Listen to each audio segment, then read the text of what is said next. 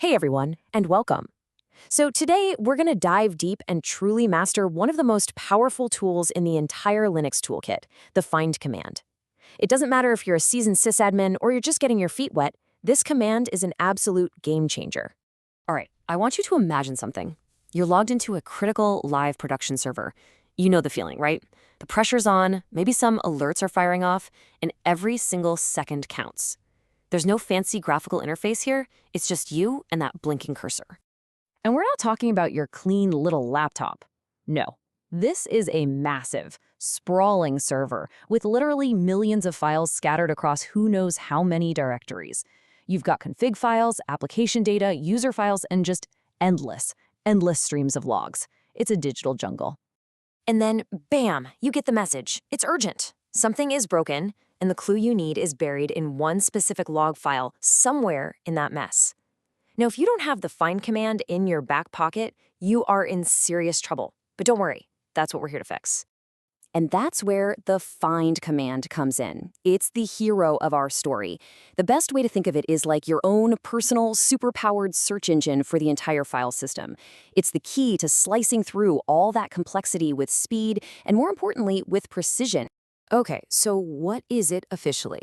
It's a command line utility that, well, it searches for files based on criteria you set. But you know what? That definition barely scratches the surface. It's so much more than that. Because it doesn't just find things, it lets you perform actions on them. It turns chaos into order. So what can we actually search by? Well, pretty much anything you can think of. You can search by a file's name, of course, but also its size, when it was last touched, who owns it, and even by its specific permissions. It is incredibly versatile.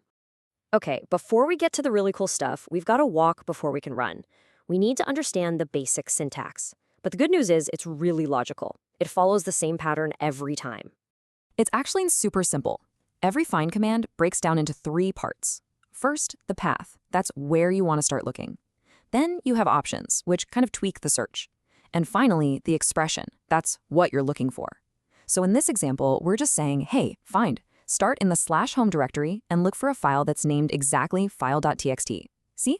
Super straightforward. All right, enough theory, let's get our hands dirty. The best way to really learn find is to see it solve actual real-world problems. This is where you're going to see why sysadmins absolutely love this command.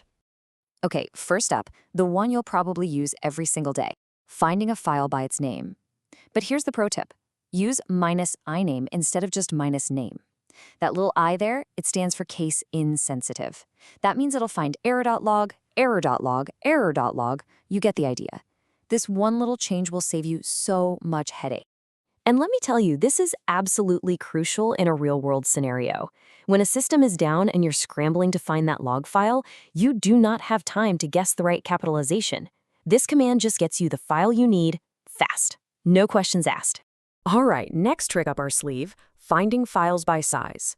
This command right here is searching the var directory for any file that is larger than 100 megabytes. That plus sign is the key. It means greater than. And as you can probably guess, you could use a minus sign for less than. And the use case for this one is a total lifesaver. Come on, we've all been there, right? You get that dreaded disk space full alert. This one-liner instantly shows you the biggest offenders on your system, so you know exactly where to start your cleanup. Okay, what about finding stuff that's changed recently? The mtime flag is your best friend here. It searches by modification time. Using -1, like we are here, tells find to show you everything in the /var log that's been modified in the last 24 hours. This is your absolute go-to command during an incident. Whether it's a security breach or a system crash, it helps you answer that critical question, what files changed right before everything went wrong? It's an indispensable forensic tool. Okay, now we're stepping things up. We're getting into the really powerful and, yeah, potentially dangerous territory, the delete action. It does exactly what it sounds like. It finds all the files that match your criteria, and it deletes them, all in one swift move. And I really, really cannot stress this enough. You have to be incredibly careful with this. Always run your find command without the -delete first to see what it matches. One little typo in the path, one wrong wildcard, and, well, it could be game over for your data. Use this with extreme respect. So, We've seen how to find files, how to delete them, but now we're about to hit what I call God level. This is the feature that elevates Find from just a simple search tool into an automation powerhouse. This is what unlocks its true potential. Let me introduce you to the exec action. This lets you run any other command on every single file that Find discovers. So here, we're finding all files that end in .log, and then for each one, we're running the gzip command. The curly braces, sheng, are just a placeholder for the file name, and the semicolon at the end just tells Find, hey, the command ends here. I mean, just stop and think about the power of that for a second. Instead of finding the files, copying the list, then writing the loop to compress them, you do the whole shebang in a single, beautiful line. This is the very heart of Linux automation. Okay, so you've got the basics, you've seen the powerhouse feature. Now let's wrap up with a few pro tips to make your Find commands cleaner, faster, and just all around better. All right, rapid fire pro tips, let's go. First, to hide all those annoying permission-denied errors, just add to/dev/null to the end of your command. It cleans up your output instantly.